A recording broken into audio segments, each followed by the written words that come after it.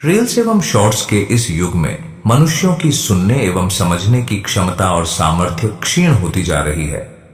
हमारी अधिकांश प्रस्तुतियां पूर्ण शोध एवं अध्ययन द्वारा निर्मित की जाती है, जिसमें हम आपको अधिक से अधिक ज्ञान प्रदान करने की चेष्टा करते हैं और इसीलिए हमारी प्रस्तुतियों का प्रस्तावना भाग अन्य चैनलों के तुलना में लंबी होती है।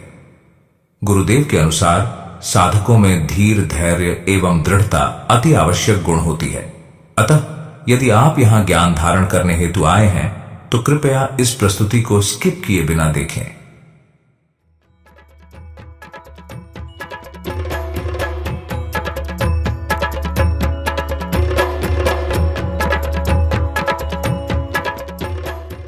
क्या आपने कभी यह गौर किया है कि महादेव की वेशभूषा एवं रहन सहन बाकी पौराणिक देवताओं से भिन्न है? यदि हां, तो आपने यह भी अनुभव किया ही होगा कि पौराणिक देवताओं के विपरीत महादेव की पूजा एवं व्रत विधि भिन्न है। जहां अन्य पौराणिक देवी देवताओं की पूजा एवं व्रत करने के लिए आपको धन की आवश्यकता पड़ती है, वहीं महादेव अर्थात शिव आराधना में केवल एक लोटा जल एवं बिल्व पत्र की ही आवश्यकता पड़ेगी। यहां तक कि आप सुगंधित पुष्पों के विपरीत कोई भी जंगली पुष्प शिवलिंग पर अर्पण कर सकते हैं। महादेव अपने सभी भक्तों पर कृपा करते हैं, चाहे वे किसी भी जाति, धर्म या पंथ के हों। इस भूलोक में ऐसी आराधना विधि किसी भी अन्य पौराणिक देवता के लिए प्रचलित नहीं है। तो अब आपके मन में यह प्रश्न उठ सकता है कि क्या महादेव पौराणिक देवता नहीं है? इन सकल प्रश्नों के उत्तर को आज हम तथ्य सहित आपको प्रदान करेंगे। जैसा कि वेद तथा भगवत गीता में कहा गया है कि एक भक्त अपने ईश्वर को जिस स्वरूप में देखना चाहेगा, ठीक उसी स्वरूप में ईश्वर को वो प्राप्त करेगा। अतः आदिम काल में मनुष्य महादेव की पूजा करते थे और उन्होंने महादेव को वैसा ही रूप दिया जिसकी वो कल्पना कर सकते थे। आदिम काल में मनुष्य खाल पहनते थे, इसीलिए उन्होंने महेश्वर को खाल पहना हुआ एक व्यक्ति का स्वरूप दिया था। आदिम मनुष्य पर्वत, गुफा एवं जंगल में घूमते रहते थे। ठीक उन्हीं के भांति महादेव भी पर्वत, गुफा, जंगल एवं शमशान में घूमते रहते हैं।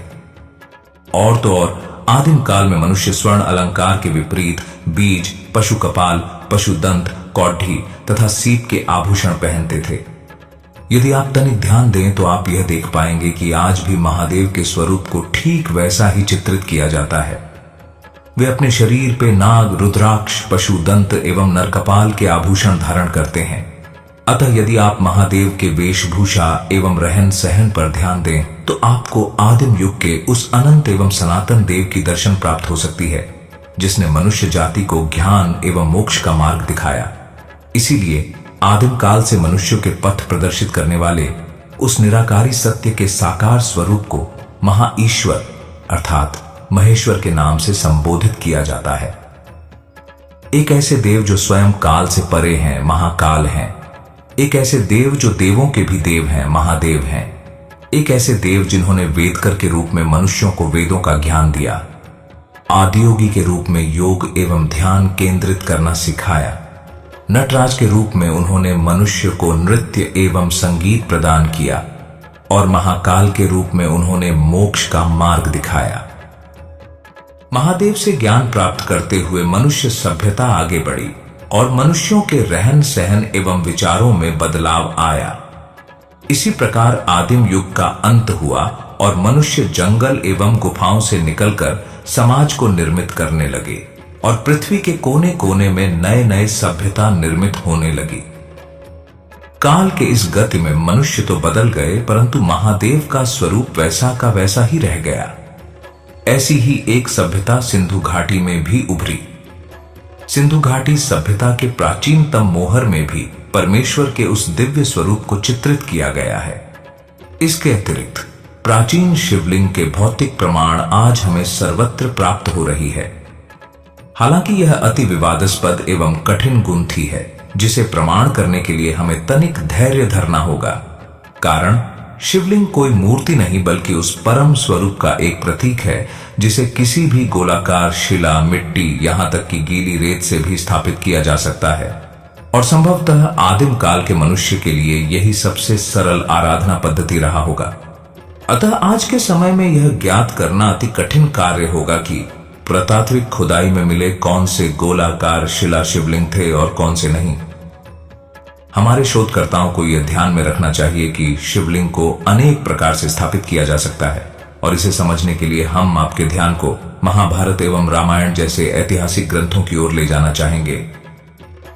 रामायण में रावण के साथ युद्ध से पूर्व रामेश्वरम में प्रभु श्री राम ने गीली रेत से शिवलिंग को स्थापित किया था, और लंका में सीता को रावण से मुक्त करने के पश्चात प्रभु श्री राम ने रावण द्वारा स्थापित शिवलिंग की पूजा की थी। कुछ इसी प्रकार महाभारत में भी हमें शिवलिंग पूजा का प्रमाण मिलता है। सम्राट भरत, गंगापुत्र भीष्म, गांधारी सहित पांडवों को भी महाभारत में शिव आराधना करते हुए वर्णित किया गया है। अर्जुन ने भी महादेव को प्रसन्न करने के लिए तपस्या की थी और उनसे पाशुपतास्त्र प्राप्त किया था।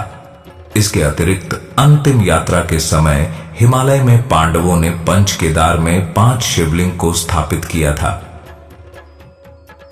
वैदिक सभ्यता में शिव आराधना ही प्रचलित हुआ करता था। यहां शिव का अर्थ शुद्ध, सत्य तथा निराकार है, जिसकी कोई छवि नहीं और ना कोई मूर्ति है। अब आप में से अनेक लोग ये कह सकते हैं कि शिवलिंग भी तो मूर्ति ही है। उनके लिए हम यह स्पष्ट करना चाहेंगे कि शिवलिंग कोई मूर्ति नहीं बल्कि उस निराकारी परम पुरुष का एक प्रतीक चिन्ह है। वास्तव में लिंग का अर्थ प्रतीक चिन्ह होता है, इसीलिए प्राचीन काल में प्राकृतिक गोलाकार शिला, मिट्टी अथवा गीली रेत से शिवलिंग को स्थापित कर उसकी आराधना की जाती थी। वास्तव में शिव आराधना उस दिव्य अचिंत्य पुरुष के लिए किया जाता था, जिसे बाद में पौराणिक एवं सांप्रदायिक विचारों से खंडित किया जाने लगा। यदि आप प्राचीनतम पुराण को देखें तो आपको यह ज्ञात हो जाएगा कि वह अधिक से अधिक 2 से 2,500 वर्ष पूर्व रचा गया था। वास्तव में सत्ता की लालसा से संप्रदायों का उदय हुआ और मनुष्य जाति धीरे धीरे टुकड़ों में बंटता गया।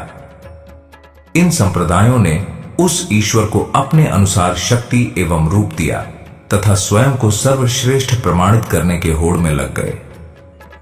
उन संप्रदायों के द्वारा अनेकों ग्रंथ प्रकाशित की गई, जो तभी के राजा महाराजाओं के द्वारा नियुक्त किए गए कुटिल विद्वानों के नेतृत्व में रचा गया था। उदाहरण के लिए शिव पुराण का प्रारंभिक संस्करण 5वीं शताब्दी ईसा पूर्व में गुप्त वंश के शासनकाल के दौरान लिखा गया था। तत्पश्चात 8वीं से 10वीं शताब्दी के बीच पाल वंश के शासनकाल के दौरान शिव पुराण में कई परिवर्धन और परिवर्तन किए गए थे, तथा 10वीं से 12वीं शताब्दी के बीच सेना वंश के अधीन में नवीन अध्यायों को शिव पुराण में जोड़ा गया। अंततः 14वीं से 16वीं शताब्दी के बीच संगम वंश के नेतृत्व में शिव पुराण को अंतिम रूप दिया गया था। ठीक इसी प्रकार विष्णु पुराण, पद्म पुराण, मार्कंडेय पुराण, मत्स्य पुराण, कुर्म पुराण आदि इन्हीं राजनैतिक एवं सांप्रदायिक कारणों से निर्मित की गई थी। यह हम किसी एक संप्रदाय को उच्च कोटि का प्रमाणित करने हेतु नहीं कह रहे हैं, अपितु इसे हम उस काल की कला, वास्तुकला, पुरातात्विक अवशेष, भाषा शैली एवं लेखनी के माध्यम से आज भी ज्ञात कर सकते हैं। वास्तव में वेद तो उस अनंत निराकारी परमेश्वर को भिन्न भिन्न नामों से संबोधित करता है। वही प्रजापति, वही विष्णु, वही इंद्र और वही महादेव हैं। यदि आप वेदों को गहराई से पाठ करें तो आपको यह विश्वास हो जाएगा कि वेदों की ऋचाएं विभिन्न नामों से उस एक ही परमेश्वर को संबोधित करती है। वेदों में हम देखते हैं कि प्रकृति की शक्तियां परमेश्वर का प्रकट स्वरूप है। प्रकृति में जितनी शक्तियां हैं उतनी ही वेदों में ईश्वर के नाम हैं। वास्तव में परमेश्वर का वैदिक चित्रण अति सरल एवं स्पष्ट है। अब यदि आप पुराणों की ओर जाएं तो आप देखेंगे कि वहां परमेश्वर के उन सभी वैदिक नामों को निश्चित मात्रा में शक्ति से युक्त कर एक विशिष्ट देवी अथवा देवता में परिवर्तित कर दिया गया है, जो मनुष्यों के भांति जीवन यापन करते हैं। वास्तव में सनातन वैदिक ज्ञान तो स्वयं से प्रश्न करना सिखाता है और अंतर्मुखी होकर उत्तर को जानने के लिए प्रेरित करता है। वैदिक विचारधारा अनुसार ज्ञान किसी पुस्तक अथवा शास्त्र से प्राप्त नहीं होती, अपितु ज्ञान तो जिज्ञासा, चिंतन, सुबोध, अनुसंधान, अनुभव, प्रयोग एवं परिणाम से प्राप्त होती है। वेदों के अंतर्गत अनेक कथा वचन हैं जो पौराणिक कथाओं के भांति हमें प्रतीत हो सकता है, परंतु वेदों में वर्णित कथा वचन पुराणों के कथा वचनों से भिन्न है। वैदिक कथाओं का प्राथमिक ध्यान मनोरंजन या विस्तृत कथा कहने पर नहीं है। उनका उद्देश्य दार्शनिक अवधारणाओं की व्याख्या करना, स्वयं के अस्तित्व पर निरीक्षण करना तथा वास्तविकता एवं प्रकृति की व्याख्या करना है। इन कथाओं में साधारणतः छात्रों और शिक्षकों के बीच संवाद समाविष्ट होते हैं और कर्म एवं धर्म की महत्व स्थापित करने तथा इस सृष्टि के अज्ञात प्रश्नों पर ध्यान केंद्रित करने के लिए किया गया था, जबकि पुराणों का संकलन संप्रदाय विशेष की मान्यताओं की पैरवी के लिए किया गया था। पुराणों की कथाएं मुख्य रूप से संप्रदाय केंद्रित होती हैं, जबकि वैदिक कथाएं मनुष्यता, कर्म, कर्तव्य और अस्तित्व की समझ पर केंद्रित है, जिसे आदिम युग से मनुष्य सनातन ज्ञान के नाम से संबोधित करते हैं। आज के समय में न वो वैदिक ज्ञान उपलब्ध है और न ही वो सनातन सभ्यता, और मूल शास्त्र वचन एवं कथा वचन जो ऋषियों के वाणियों से प्रचलित होती थी, वह सभी कालांतर में विलुप्त हो गई। इसीलिए आज के अधिकांश पुराण वैदिक काल के कथा वचनों से भिन्न है। कलयुग में अधिकांश पुराण सात्विकता का गुणगान करती है, परंतु यदि हम ध्यान से देखें तो उनमें आपको राजसिक एवं तामसिक भाव दिखाई देगा। उदाहरण के लिए पौराणिक देवी देवताओं में सात्विकता के साथ ही राजसिक एवं तामसिक गुण भी हमें दिखाई देती है। जैसा कि उन्हें क्रोध आता है, वे भी कामना रखते हैं। कहीं कहीं उनमें लोभ भी दिखता है और कभी कभी वे अशांत भी रहते हैं। पौराणिक देवता अपने भक्तों को भय दिखाते हैं और वे चाहते हैं कि उनके अनुयायी भक्त नित्य उनकी पूजा करें एवं उन्हें भोग अर्पण करें। यह सभी गुण तामसिक हैं। इसके अतिरिक्त हम सभी ने यह सुना है कि पौराणिक देवी देवता स्वर्ण मुकुट एवं अलंकार से सुशोभित रहते हैं। वे रेशमी वस्त्र पहनते हैं तथा उनका एक विशिष्ट लोक है, जहां केवल पुण्य प्राप्ति के पश्चात ही एक भक्त को प्रवेश करने का अधिकार प्राप्त होता है। ये सभी राजसिक गुण हैं। पौराणिक ग्रंथों के सभी देवी देवताओं में हमें सात्विक चरित्र एवं विचारों के विपरीत राजसिक एवं तामसिक भाव का उदाहरण अधिक प्राप्त होता है। परंतु महादेव तो सनातन देव हैं, देवों के भी देव हैं, और उनका स्वरूप और उनकी शांत एवं स्थिर प्रवृत्ति लोक समाज में आदिकाल से अधिक प्रचलित थी। वे वैदिक सनातन सभ्यता के अपुरुषेय एवं अचिंत्य स्वरूप थे। अतः उनके स्वरूप अथवा प्रवृत्ति को परिवर्तित किए बिना उनके कथाओं को गुप्त वंश के दौरान नवीन रूप से रचा गया। प्रथमतः महादेव को तामसिक चरित्र में रंगा गया, जिन्हें असुर एवं राक्षस पूजते थे, परंतु लोक समाज ने इस रचना को स्वीकार नहीं किया। अतएव जन विद्रोह को देखते हुए पुनः महादेव के पौराणिक चरित्र में धीरे धीरे सुधार किया गया।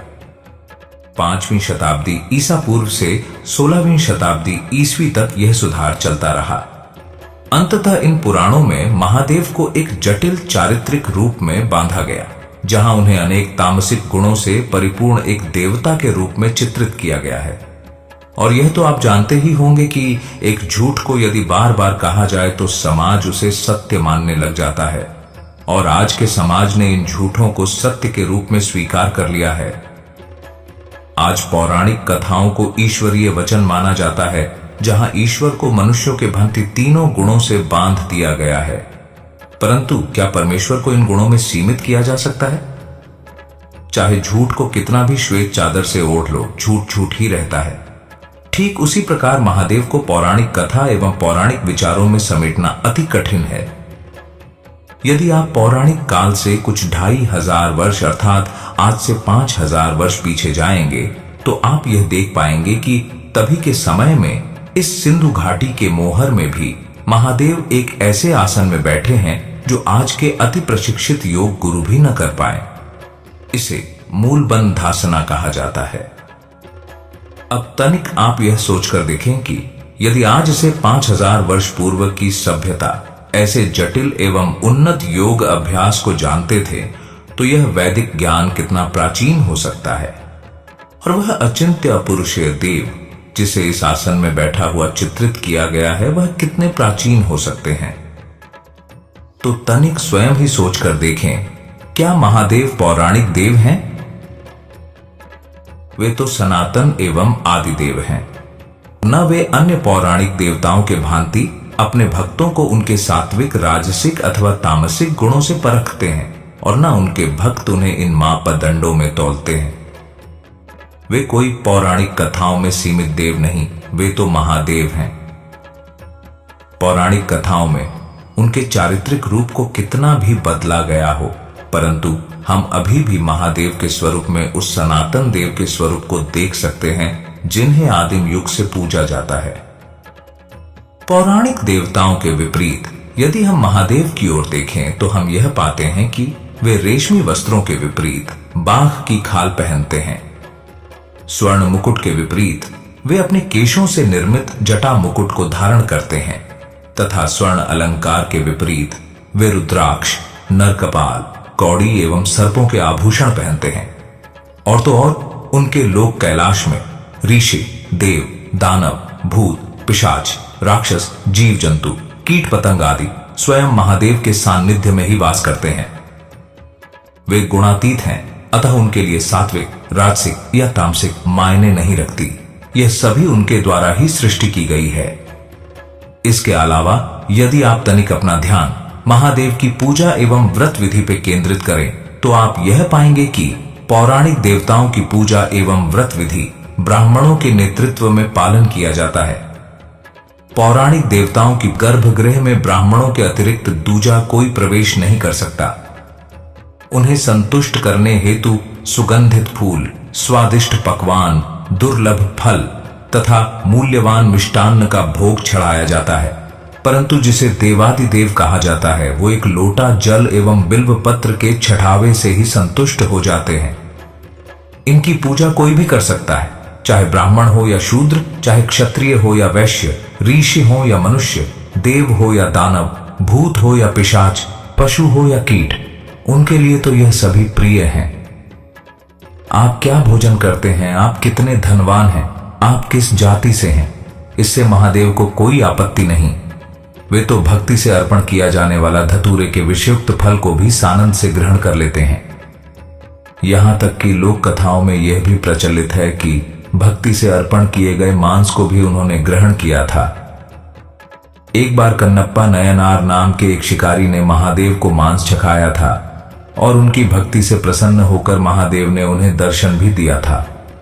ये सभी तथ्य हमें यह सोचने में बाध्य कर देती है कि संभवतः महादेव कोई पौराणिक देवता नहीं है, बल्कि वे तो अनादि अनंत देव हैं जो आदिम युग से मनुष्यों को ज्ञान, धैर्य, वीरता, कर्म, योग, ध्यान एवं मोक्ष का मार्ग प्रदर्शित कर रहे हैं।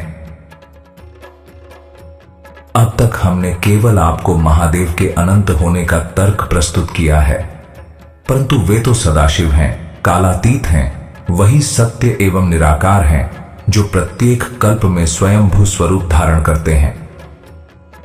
पिछले भागों में हमने सदाशिव के 28 कल्प स्वरूपों में से 9 कल्प स्वरूपों को जाना है और आज वेदविक के इस अभिनव श्रृंखला के 5वें भाग में हम जानेंगे सदाशिव कल्प स्वरूप सनातन, रुद्र एवं अघोर के विषय में।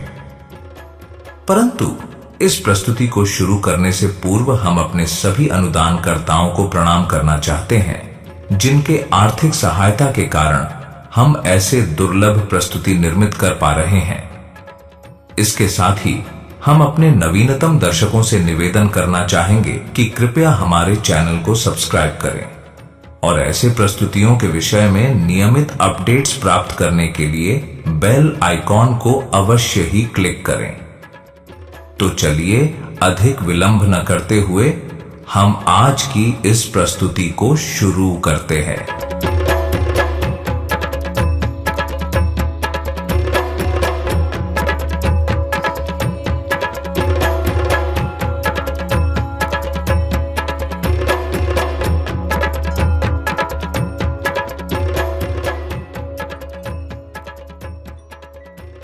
सदाशिव का 10वां कल्प स्वरूप है सनातन। सत्व कल्प में, जिसे सर्वप्रथम कल्प माना जाता है, जब सृष्टि का आदिम ज्वार उठा, तब हिरण्यगर्भ से सत्यनारायण का आविर्भाव हुआ और उनके नाभि कमल से उत्पन्न हुए महाब्रह्मा। अपने अस्तित्व से अज्ञात महाब्रह्मा ने सत्यनारायण से पूछा कि उनके अस्तित्व का उद्देश्य क्या है। सत्यनारायण इस प्रश्न का उत्तर देने में असमर्थ थे, अतः वे ध्यान में लीन हो गए और उन्हें यह अनुभव हुआ कि उन्हें इस प्रश्न का उत्तर प्राप्त करने के लिए गहन चिंतन करना होगा, और सत्यनारायण गहन ध्यान में डूब गए। अकस्मात उन्हें एक उज्जवल दिव्य प्रकाश दिखाई दिया। यह प्रकाश सहस्र कोटि सूर्य समान उज्जवल था और उस प्रकाश के तेज से उन्होंने अपनी आंखें बंद कर लीं। जब नारायण ने अपनी आंखें खोली तो उन्होंने देखा कि प्रकाश से एक आकृति प्रकट हुई, एक परम पुरुष स्वरूप जिसके दिव्यता से 10 दिशाएं झिलमिला रही थीं, और उन्होंने अपना परिचय देते हुए सत्यनारायण से कहा कि मैं अनादि हूं, अजन्मा हूं, अनंत हूं। मैं ही पुरुष और मैं ही प्रकृति हूं। मैं ही सत्य और मैं ही सनातन हूं। तत्पश्चात सनातन ने सत्यनारायण एवं महाब्रह्मा को उनके अस्तित्व के उद्देश्य को बताया, जिसे आज दिव्य गीता या आत्मज्ञान के नाम से भी जाना जाता है। उन्होंने कहा कि सृष्टि का उद्देश्य जीवन का अनुभव करना और आत्मज्ञान प्राप्त करना है। इसके पश्चात सदाशिव स्वरूप सनातन ने महाब्रह्मा एवं सत्यनारायण को निर्माण एवं संरक्षण का दायित्व दिया। जब महाब्रह्मा ने सृष्टि की रचना के लिए मार्गदर्शन की अभिलाषा व्यक्त की, तब महातेजस्वी स्वरूप सनातन के वाम अंग से अवतरित हुई शक्ति स्वरूपा आद्या और सनातन एवं आद्या के मिलाप से उत्पन्न हुए 4 यशस्वी बालक, जिनके नाम थे सत्य, साम, स्वरूप एवं संपूर्ण। यह चारों बालक 4 वेदों के प्रकट स्वरूप थे, जिनके मार्गदर्शन में महाब्रह्मा ने सप्तकल्प की रचना प्रारंभ की। सनातन का स्वरूप। सदाशिव का यह स्वरूप अनंत है, अज्ञात है एवं अनादि है। उनका वर्ण श्वेत है, जैसे मानो कि नवीन उषा की पहली किरण अंधकार को चीरती हुई सृष्टि को आलोकित कर रही हो। वे द्विभुजा स्वरूप हैं, जो अपने हाथों में त्रिशूल धारण करते हैं। उनके त्रिनेत्र परम ज्ञान की अनंत धारा को प्रवाहित करती हैं। सनातन का वाहन एक श्वेत वर्ण का अश्व है, जिसका नाम अमरश्व है, जो उनके अनंत और अविनाशी स्वरूप का प्रतीक है। यह सदाशिव का अति सौम्य एवं शांत स्वरूप है, इसीलिए इन्हें सुखक्षेम कोटि में वर्णित किया गया है। सनातन का मंत्र एवं पूजा विधि। सनातन मंत्र जाप हमें आत्म शांति और समृद्धि की ओर ले जाता है। सनातन का मंत्र है ओम सनातनाय नमः। इस मंत्र को पुनः सुने, ओम सनातनाय नमः। यदि आपका मन अशांत रहता हो, या बाधा विपत्तियों ने आपको घेर लिया हो, या दुखों के बाढ़ ने आपके जीवन को उजाड़ दिया हो, तो वैशाख मास में सनातन व्रत विधि का पालन आपके लिए अति लाभदायक सिद्ध हो सकता है। सनातन की उपासना वैशाख मास की एकादशी या गुरुवार में करना चाहिए। सनातन की उपासना अनुराधा, पुष्य, पुनर्वसु, हस्त, कृत्तिका या विशाखा नक्षत्र में आरंभ करने से अति शुभ माना जाता है। गंगा जल एवं श्वेत चंदन के मिश्रण से शिवलिंग को अभिषेक करें। तत्पश्चात सनातन मंत्र का जाप करते हुए शिवलिंग पर 21 बिल्वपत्र चढ़ाएं। स्मरण रहे कि जब आप शिवलिंग को अभिषेक करेंगे, तब आप अपने मन को सनातन के स्वरूप में विलीन कर दें। अंत में वरण मुद्रा में लाल चंदन से शिवलिंग के ललाट पे शिव तिलक लगाएं। सदाशिव कल्प स्वरूप सनातन को श्वेत रंग अति प्रिय है, अतः उन्हें बिल्व पत्र के साथ साथ श्वेत पुष्प, अक्षत, श्वेत मौली एवं श्वेत वस्त्र से सुसज्जित करें। उन्हें तरबूज और खीरा अति प्रिय है, अतः इन 2 फलों के साथ इन्हें भोग लगाएं एवं आरती करते समय इस मंत्र को 21 बार पढ़ें। ओम नमो अनंताय शांताय सनातनाय शिवोम नमः। इस पूजा विधि से भक्त को आत्मिक शांति और समृद्धि की प्राप्ति होती है और उनके जीवन में सकारात्मक ऊर्जा का संचार होता है। सदाशिव का 11वां कल्प स्वरूप है घोरेश्वर। शिव कल्प में हिरण्यगर्भ से आविर्भूत हुए सत्यनारायण और उनके नाभि कमल से उत्पन्न हुए 5 मस्तकधारी महाब्रह्मा। महाब्रह्मा अपने विषय में जानना चाहते थे, परंतु उनके और सत्यनारायण के अतिरिक्त वहां कोई नहीं था। ऐसे अकस्मात रूप से जन्मे महाब्रह्मा स्वयं के प्रश्नों में डूब गए। उन्हें ऐसा प्रतीत होने लगा कि वे ही सृष्टि के सर्वोच्च कर्ता हैं। अपने अस्तित्व से अज्ञात महाब्रह्मा को धीरे धीरे अहंकार एवं दुर्बुद्धि ने घेर लिया और उनके मन में सृष्टि की सर्वोच्च शक्ति को प्राप्त करने की अभिलाषा जागी। उन्हें लगा कि यदि वे सत्यनारायण का वध कर दें तब वे ही इस सृष्टि के सर्वोच्च शक्ति बन जाएंगे। अतः उन्होंने योग निद्रा में लीन सत्यनारायण को वध करने का निर्णय लिया। ध्यान में लीन सत्यनारायण को महाब्रह्मा के इस योजना का पता चला और उन्होंने महाब्रह्मा के इस परिकल्पना को विफल करने हेतु उनसे युद्ध करने का निर्णय लिया। तत्पश्चात उनके बीच आरंभ हुआ एक भयंकर युद्ध। अचानक एक दिव्य ज्योति प्रकट हुई। यह प्रकाश सहस्र कोटि सूर्य समान उज्ज्वल था। उन्होंने देखा कि उस प्रकाश से एक विशालकाय, क्रूर एवं भयंकर पुरुष प्रकट हुआ।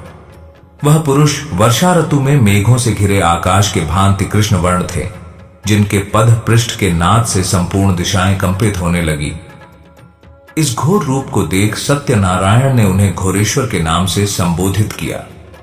घोरेश्वर के एक ही प्रहार से महाब्रह्मा के 5 मस्तक धड़ से कट गया। सत्यनारायण जानते थे कि महाब्रह्मा के वध से अब सृष्टि का सृजन असंभव हो जाएगा। अतः उन्होंने सदाशिव स्वरूप घोरेश्वर से अनुरोध किया कि वे महाब्रह्मा को पुनः जीवन दान दें। सत्यनारायण के विनम्रता पूर्ण निवेदन से घोरेश्वर अति प्रभावित हुए और उन्होंने महाब्रह्मा के 4 मस्तक को पुनः महाब्रह्मा के धड़ से जोड़कर उन्हें जीवन दान दिया। अपने दुष्टतापूर्ण आचरण के लिए महाब्रह्मा ने घोरेश्वर से क्षमा याचना की, जिसे देखकर घोरेश्वर रूपी महाकाल ने कहा, हे ब्रह्मा, तुम्हारा एक मस्तक आभूषण के रूप में सदैव मेरे साथ रहेगा। यह समस्त प्राणियों को ज्ञात दिलाता रहेगा कि जब अहंकार किसी के मस्तक पर चढ़ता है तब मैं स्वयं काल बनकर उस मस्तक को काट देता हूं। तत्पश्चात घोरेश्वर ने महाब्रह्मा को उनके अस्तित्व के उद्देश्य को प्रदान किया और उन्हें सृष्टि का दायित्व एवं शक्ति दिया। जब महाब्रह्मा ने सृष्टि की रचना के लिए मार्गदर्शन की अभिलाषा व्यक्त की, तब महाकाल स्वरूप घोरेश्वर के वाम अंग से अवतरित हुई शक्ति स्वरूपा करालिनी और घोरेश्वर एवं करालिनी के मिलाप से उत्पन्न हुए 4 रक्तवर्ण यशस्वी कुमार। वे परमोत्कृष्ट ज्ञान संपन्न तथा 4 वेदों के प्रकट स्वरूप थे। उनके नाम थे कृष्ण, कृष्णशिख, कृष्णास्य और कृष्ण कंठधृक, जिनके मार्गदर्शन में महाब्रह्मा ने सत्वकल्प की रचना को प्रारंभ किया। घोरेश्वर का स्वरूप। सदाशिव का यह स्वरूप अनंत ज्ञान, साहस, वीरता, शक्ति और सामर्थ्य का प्रतिनिधित्व करता है। उनका यह भयावह स्वरूप प्रकृति एवं काल के तीव्र और गहन पहलुओं को दर्शाता है। घोरेश्वर का स्वरूप कृष्ण वर्ण अर्थात काला है। जैसे अमावस्या का अंधकार सभी नकारात्मक शक्तियों को अपने भीतर समाहित कर लेता है, ठीक उसी प्रकार घोरेश्वर के दर्शन मात्र से सभी नकारात्मक शक्तियां निष्क्रिय हो जाती हैं। वे द्विभुजा स्वरूप हैं, जो अपने एक हाथ में त्रिशूल और दूजे में नर कपाल धारण करते हैं। घोरेश्वर को धरातल में मूल रूप से अघोर के नाम से जाना जाता है। घोरेश्वर का वाहन एक कृष्ण वर्ण श्वान है। वे भक्तों के समस्त नकारात्मकता को अपने भीतर समाहित कर मन और शरीर को शुद्ध कर देते हैं। यह सदाशिव का अति रौद्र एवं भयावह स्वरूप है, इसीलिए इन्हें रभस कोटि में वर्णित किया गया है। घोरेश्वर का मंत्र एवं पूजा विधि। घोरेश्वर मंत्र जाप हमें सुख, शांति एवं समृद्धि की ओर ले जाता है। घोरेश्वर का मंत्र है ओम अघोराय नमः। इस मंत्र को पुनः सुने, ओम अघोराय नमः। यदि आपका मन भय और चिंता से ग्रस्त हो या आपके शत्रु आपके सुख, शांति एवं समृद्धि में बाधा डालते हैं, या आपको लगता है कि आपके जीवन में अंधकार छा गया है, तो श्रावण मास में घोरेश्वर व्रत विधि का पालन आपके लिए अति लाभदायक सिद्ध हो सकता है। घोरेश्वर की उपासना श्रावण मास की अमावस्या या मंगलवार को करना चाहिए। घोरेश्वर की उपासना अश्विनी, भरणी, मूल, आर्द्रा, ज्येष्ठा या अनुराधा नक्षत्र में आरंभ करने से अति शुभ होता है। गंगाजल एवं श्वेत चंदन के मिश्रण से शिवलिंग को अभिषेक करें। तत्पश्चात घोरेश्वर मंत्र का जाप करते हुए शिवलिंग पर 11 बिल्वपत्र चढ़ाएं। स्मरण रहे कि जब आप शिवलिंग को अभिषेक करेंगे तब आप अपने मन को घोरेश्वर के स्वरूप में विलीन कर दें। अंत में वरण मुद्रा में लाल चंदन से शिवलिंग के ललाट पे शिव तिलक लगाएं। सदा शिवकल्प स्वरूप घोरेश्वर को काला रंग अति प्रिय है, अतः उन्हें बिल्व पत्र के साथ साथ लाल पुष्प, अक्षत, काला मौली एवं काले वस्त्र से सुसज्जित करें। उन्हें नारियल अति प्रिय है, अतः नारियल एवं काले तिल के लड्डू के साथ इन्हें भोग लगाएं एवं आरती करते समय इस मंत्र को 11 बार पढ़ें। ओम अघोरेभ्यो आत घोरेभ्यः घोर घोर तरेभ्यः सर्वतः सर्व सर्वेभ्यो नमस्ते अस्तु रुद्र रूपेभ्यः नमः। इस पूजा विधि से भक्त को सुख, शांति एवं समृद्धि की प्राप्ति होती है और उनके जीवन से सभी बाधा विपत्ति विलुप्त हो जाती है। इस भाग के अंतिम स्वरूप को प्रस्तुत करने से पूर्व हम आपसे कुछ आवेदन करना चाहते हैं। पिछले 1 वर्ष से हमारी प्रस्तुतियां अति सीमित दर्शकों तक पहुंच रही हैं। संभवतः 3 लाख दर्शकों में से सब्सक्राइब करने के पश्चात केवल बिंदु मात्र लोगों ने ही बेल आइकन को क्लिक किया होगा। इसके साथ साथ हमारी व्यूअरशिप नित्य गिरती जा रही है। अतः हम आपसे निवेदन करना चाहते हैं कि हमारी प्रस्तुतियों को अधिक से अधिक लोगों तक पहुंचाने के लिए कृपया आप अपने परिवार, परिजन तथा मित्रों के साथ फेसबुक, व्हाट्सएप, टेलीग्राम इत्यादियों में हमारी इन प्रस्तुतियों को अवश्य ही शेयर करें। हम आपको इस कार्य के लिए बाध्य नहीं कर रहे हैं, अपितु हम यह चाहते हैं कि हम सब एक होकर Vedvik gurukul educational and charitable trust के इस मिशन को आगे ले जाएं और सत्य से सभी को परिचित करवाएं। सदाशिव का 12वां कल्प स्वरूप है रुद्रेश्वर। नाभ्य कल्प में हिरण्यगर्भ से आविर्भूत हुए सत्यनारायण और उनके नाभि कमल से उत्पन्न हुए महाब्रह्मा। अपने अस्तित्व से अज्ञात महाब्रह्मा ने देखा कि एक दिव्य पुरुष के नाभि से पुष्पित कमल में उनका जन्म हुआ है। अतः उन्होंने अपने परिचय को प्राप्त करने के लिए सत्यनारायण को जगाने की चेष्टा की, परंतु नारायण अपने योग निद्रा में लीन थे। महाब्रह्मा ने बारंबार नारायण को योग निद्रा से जगाने की चेष्टा की, परंतु उनकी सभी प्रचेष्टाएं विफल रहीं। अशांत महाब्रह्मा धीरे धीरे क्रोध से भरने लगे। उन्हें लगा कि नारायण उनकी उपेक्षा कर रहे हैं। अंत में उन्होंने रक्तासुर नामक एक भयानक ब्रह्म राक्षस का निर्माण किया और उन्होंने नारायण का वध करने के लिए रक्तासुर को आदेश दिया। रक्तासुर का सृजन महाब्रह्मा के क्रोध से हुआ था, अतः रक्तासुर क्रोध और विनाश का प्रतीक था और उसकी शक्ति प्रचंड थी। जब रक्तासुर योग निद्रा में लीन सत्यनारायण को वध करने हेतु आगे बढ़ा, तभी अकस्मात एक विशाल विस्फोट के साथ एक ज्वाला प्रकट हुई और उस ज्वाला से सत्यनारायण की रक्षा हेतु निराकारी परमेश्वर सदाशिव रुद्रेश्वर रूप में प्रकट हुए। उनका स्वरूप भयंकर और विनाशकारी था और उनके तीसरी नेत्र से अग्नि की ज्वालाएं निकल रही थी। रुद्रेश्वर ने अपनी त्रिनेत्र की ज्वाला से रक्तासुर को एक निमेष में ही भस्म कर दिया। इसे देखकर महाब्रह्मा घबरा गए, चूंकि उन्हें यह ज्ञात हो गया था कि सदाशिव स्वरूप रुद्रेश्वर ही सर्वोच्च शक्ति हैं। महाब्रह्मा ने रुद्रेश्वर से क्षमा याचना की और उनसे अपने परिचय प्राप्ति की अभिलाषा व्यक्त की। तत्पश्चात रुद्रेश्वर ने महाब्रह्मा को परिचय प्रदान किया एवं सृष्टि संरचना का दायित्व एवं शक्ति दिया।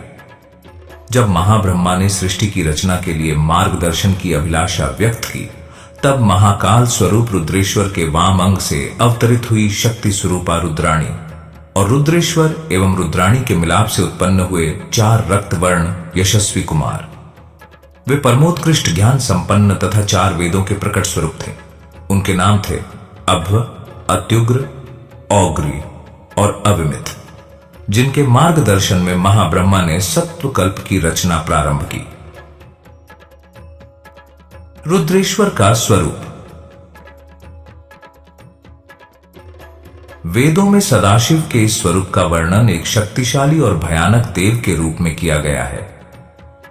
यजुर्वेद के रुद्राष्टाध्यायी में रुद्रेश्वर के अनंत रूपों का वर्णन किया गया है, जिससे हमें यह ज्ञात होता है कि यह संपूर्ण विश्व रुद्रेश्वर के इन अनंत रूपों के द्वारा निर्मित, संचालित एवं विनाश होती है। रुद्रेश्वर का स्वरूप रक्तवर्ण अर्थात लाल है। वे चतुर्भुजा स्वरूप हैं, जो अपने दाहिने हाथ में त्रिशूल, बाएं हाथ में खटवांग और वे अपने बाकी 2 हाथों में वृद्ध एवं अभय मुद्रा धारण करते हैं। रुद्र को भू, त्रिभुवन तथा संपूर्ण सृष्टि का पिता भी कहा गया है, जो उत्पन्न करता एवं रक्षक भी है। वे सर्वशक्तिमान हैं और अपने विशेष सामर्थ्य से संपूर्ण विश्व का संरक्षण करते हैं। रुद्रेश्वर का वाहन बाघ है। यह सदाशिव का अति भयंकर और विनाशकारी स्वरूप है, इसीलिए इन्हें रौद्र कोटि में वर्णित किया गया है। रुद्रेश्वर का मंत्र एवं पूजा विधि।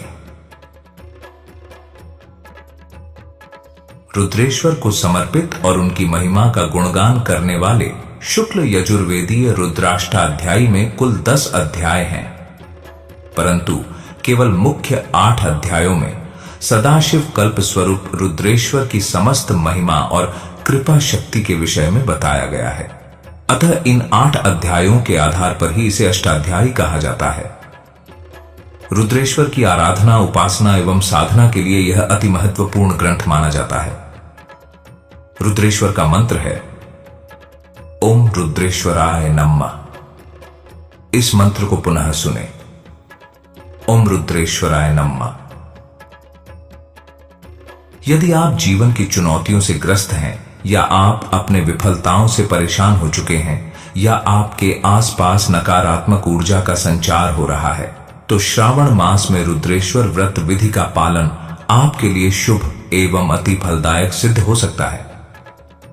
रुद्रेश्वर की उपासना श्रावण मास के प्रत्येक सोमवार को करना चाहिए।